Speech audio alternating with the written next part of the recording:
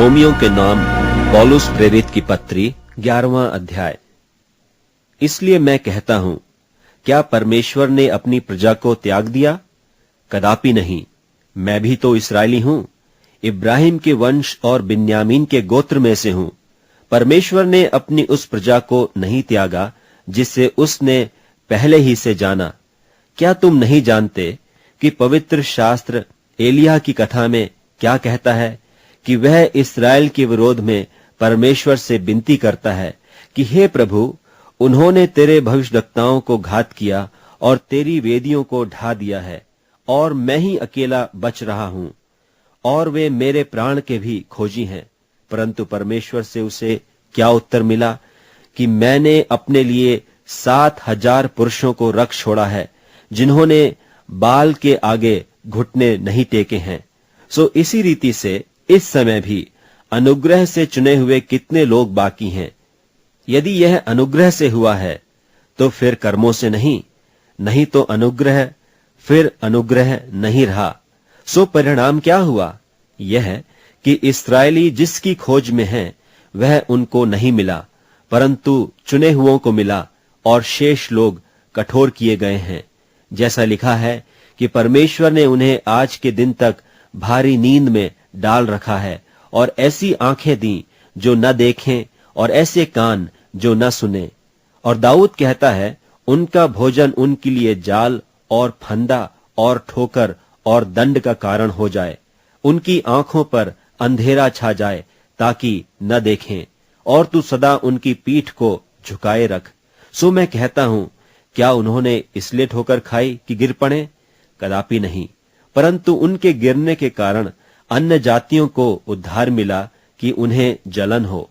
सो यदि उनका गिरना जगत के लिए धन और उनकी घटी अन्य जातियों के लिए संपत्ति का कारण हुआ, तो उनकी भरपूरी से कितना न होगा। मैं तुम अन्य जातियों से यह बातें कहता हूं, जबकि मैं अन्य जातियों के लिए प्रेरित हूं, तो मैं अपनी सेवा की बड़ाई करता हूं, ताकि किसी रीति से मैं अपने कुटुंबियों से जलन करवाकर उनमें से कई एक का उद्धार कराऊं। क्योंकि जबकि उनका त्याग दिया जाना जगत के मिलाप का कारण हुआ, तो क्या उनका ग्रहण किया जाना मरे हुओं में से जी उठने के बराबर न होगा? जब भेंट का पहला पेड़ा पवित्र ठहरा, तो पूरा गुंधा हुआ आटा भी पवित्र है, और जब जड़ पवित्र ठहरी, तो डालियां भी ऐसी ही हैं। और यदि कई एक डाली तोड़ दी गई और तू जंगली जलपाई होकर उनमें साटा गया, और जलपाई की जड़ की चिकनाई का भागी हुआ है, तो डालियों पर घमंड न करना। और यदि तू घमंड करे तो जान रख कि तू जड़ को नहीं, परंतु जड़ तुझे संभालती है। फिर तू कहेगा, डालियां इसलिए तोड़ी गईं कि मैं साटा जाऊं। भला वे तो अविश्वास के कारण तोड़ी गईं, परंतु तू विश्वास से बना रहता है। इसलिए अभिमानी न हो, परंतु भय कर, क्योंकि जब परमेश्वर ने स्वाभाविक डालियां न छोड़ी, तो तुझे भी न छोड़ेगा। इसलिए परमेश्वर की कृपा और कड़ाई को देख। जो गिर गए उन पर कड़ाई, परंतु तुझ पर कृपा, यदि तू उसमें बना रहे, नहीं तो तू भी काट डाला जाएगा। और वे भी यदि अविश्वास में न रहें तो साटे जाएंगे, क्योंकि परमेश्वर उन्हें फिर साट सकता है।